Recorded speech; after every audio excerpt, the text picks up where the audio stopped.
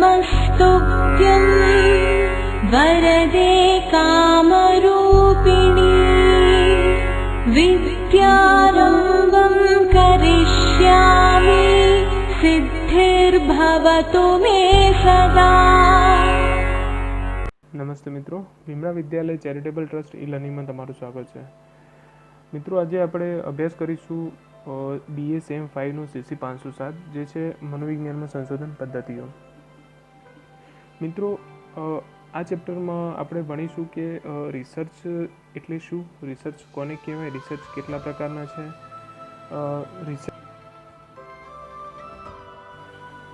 મિત્રો આપણને ખબર છે કે માનવ જીવન સંકુલ છે. માનવ જીવન એ આજે જે કોઈ સુવિધા મળી છે તેમાં સંશોધનનો અગત્યનો ફાળો છે. વિશ્વ અવનવા સંશોધનોથી સમૃદ્ધ બન્યું છે. આજનો 21મી સદીનો યુગ એ વિજ્ઞાન અને ટેકનોલોજીનો યુગ છે. મિત્રો, તો સંશોધન વિનાનું વિશ્વ એટલે માનવ જીવનની પ્રગતિમાં પીછેહટ. આપણે કોમ્પ્યુટર, મોબાઈલ, ઇન્ટરનેટ, સુસગવડો ભોગવીએ છીએ, એનું શ્રેય સંશોધનને જાય છે. તો મિત્રો, પ્રશ્ન થાય કે સંશોધન એટલે શું?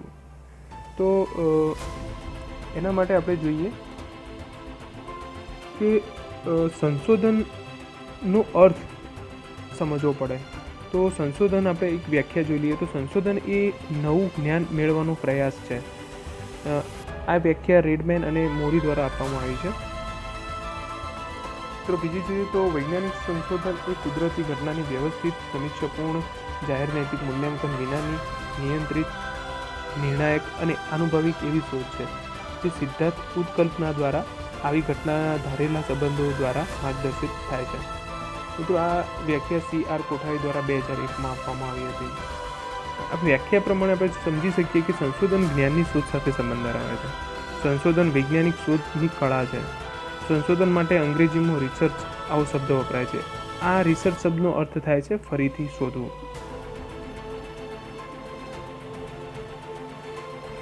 મિત્રો, એકવાર જે શોધાયું હોય તે બાબતને ફરીથી શોધવું અથવા તે બાબતને વારંવાર ચકાસી અને સંશોધન કરવું એટલે રિસર્ચ.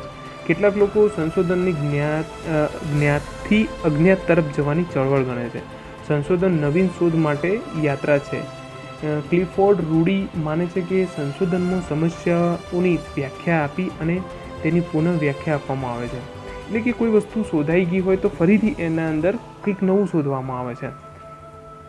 સિદ્ધાંત કલ્પનાનું ઘડતર કરવામાં આવે છે, ઉકેલો શોધવામાં આવે છે, માહિતી એકત્રીકરણ, વિશ્લેષણ અને મૂલ્યાંકન કરવામાં આવે છે, અને ત્યારબાદ તારણ ઉપર પહોંચવામાં આવે છે, અને છેલ્લે નિષ્કર્ષો કે તારણોના સિદ્ધાંત કલ્પના સાથે બંધ બેસાડવામાં આવે છે.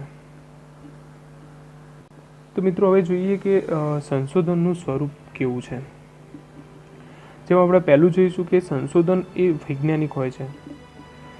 મિત્રો, સંશોધનમાં સાબિત થયા વિનાની કોઈ બાબત માની લેવામાં આવતી નથી. વૈજ્ઞાનિક એટલે વસ્તુલક્ષી, પ્રામાણિક, પૂર્વગ્રહ રહિત. સંશોધનમાં કોઈ પણ બાબત પ્રયોગ કે નિરીક્ષણ કર્યા વિનાની માની લેવામાં આવતી નથી. આ દ્રષ્ટિએ સંશોધન હંમેશા વૈજ્ઞાનિક હોય છે. એટલે કે કોઈ બી એવી બાબત કે જેનો કોઈ આધાર ન મળતો હોય એવી કોઈ બાબતનું કે એવા કોઈ બનાવને કે એવા કોઈ સિદ્ધાંતને વૈજ્ઞાનિક ના માની શકાય. મિત્રો, બીજું છે સંશોધનની શરૂઆત સમસ્યાથી થાય છે. એટલે કે સંશોધનમાં સમસ્યા તો હોય જ છે. માનવીને આજુબાજુના જગત વિશે જિજ્ઞાસા હોય છે. વાય એટલે કે કેમ બનતું હશે આવો પ્રશ્ન દરેકને થાય છે. જેમ કે આપણે જોઈએ કે વરસાદ કેમ પડે છે, અતિવૃષ્ટિ કેમ થાય છે, અનાવૃષ્ટિ કેમ થાય છે, ભૂકંપ કેમ થતો હશે, જુદા જુદા પ્રશ્નો આપણા મનમાં થતા હોય છે. અને અત્યારે આપણે જોઈએ છીએ કે કોરોના જેવું બીમારી પહેલાં આપણે કોઈ દિવસ ક્યારેય નામ સાંભળ્યું નહોતું, એવી બીમારી આવી. આપણે વિચાર્યું બી નહીં હતું કે ઘરમાં રહીને આપણે આ પરિસ્થિતિનો સામનો કરવો પડશે. તો આપણે આ જે બધી સમસ્યાઓ છે એના નિકાલ માટે એનો નિકાલ જ્યારે કરવાનો આવે ત્યારે સંશોધન થાય છે. એટલે કે તમે સમજો કે સંશોધનની શરૂઆત સમસ્યાથી થાય છે. સમસ્યા આવે ત્યારે એને આમ તો આપણે કશું માસ્ક પહેરવાનું આપણે માનતા નથી કે માસ્ક પહેરવું જોઈએ, પણ જ્યારે હવે થયું કે માસ્ક પહેરવાથી આપણે કોરોનાથી બચી શકીએ છીએ, તમે અત્યારે કરંટ ઉદાહરણ તરીકે જોઈ શકો છો.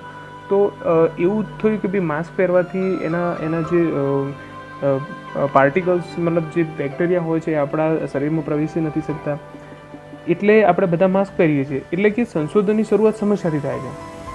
હવે પછી અલગ અલગ જાતના માસ્ક આવ્યા કે ભાઈ N95 માસ્ક સારું હોય છે, કાપડ તમે એ ના હોય તો સામાન્ય રૂમાલથી તમે તમારો બચાવ કરી શકો છો. આ સમસ્યાનો સોલ્યુશન છે. એટલે કે સંશોધનની શરૂઆત સમસ્યાથી થાય છે.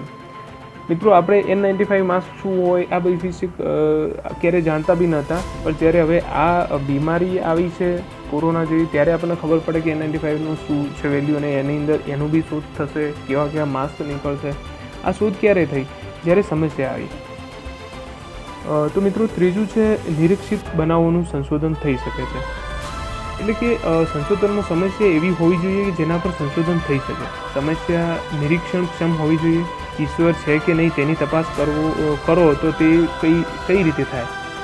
પુનર્જન્મ અંગે સંશોધન ડિઝાઇન કઈ રીતે બનાવાય. એટલે એ એવી કે જેના અંદર આપણે કશું તથ્ય આપણે કોઈ સેમ્પલિંગ ના કરી શકીએ, કોઈ આપણે નમૂના ના લઈ શકીએ, એવી કોઈ બાબતો ઉપર રિસર્ચ ના થાય. એ ઓથેન્ટિક હોવું જરૂરી છે. પુનર્જન્મ અંગે સંશોધન ડિઝાઇન કઈ રીતે બનાવાય.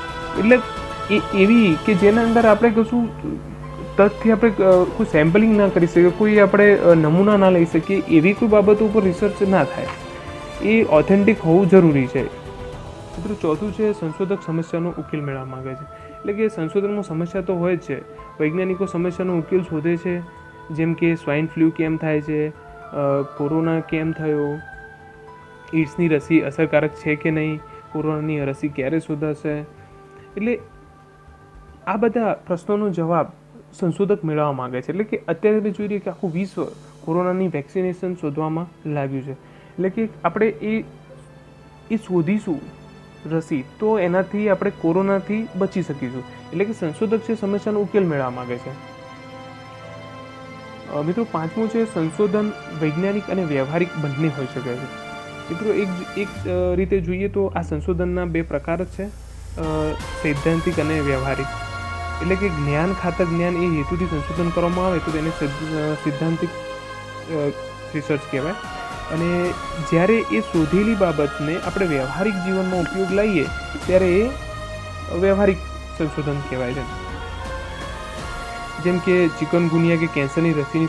મિત્રો, છઠ્ઠું છે સંશોધનમાં કાર્યકારણ સંબંધનો અભ્યાસ કરવામાં આવે છે. એટલે કે વૈજ્ઞાનિકો માને છે કે જો બનાવ છે તેઓ બનાવને લગતું કારણ અવશ્ય છે.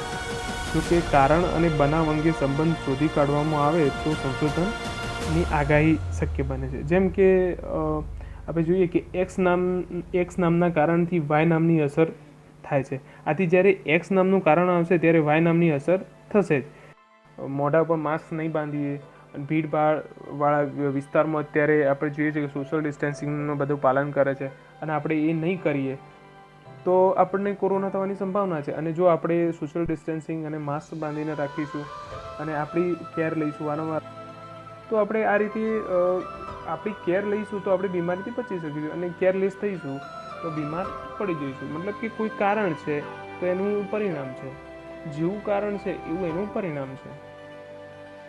તો મિત્રો, આ હતું આજનું લેક્ચર, જેમાં આપણે જોયું કે સંશોધન એટલે શું, સંશોધનનું સ્વરૂપ કેવું છે, એની વ્યાખ્યાઓ આપણે જોઈ. મિત્રો, હવે આગળના લેક્ચરમાં આપણે જોઈશું કે સંશોધનના પ્રકાર શું છે, કયા કયા પ્રકારના સંશોધનો થતા હોય છે, અને એમાં કઈ રીતે આપણે સંશોધન કરી શકીએ. તો મિત્રો, હવે નેક્સ્ટ લેક્ચરમાં આપણે આ બાબતે માહિતી મેળવીશું. Thank you.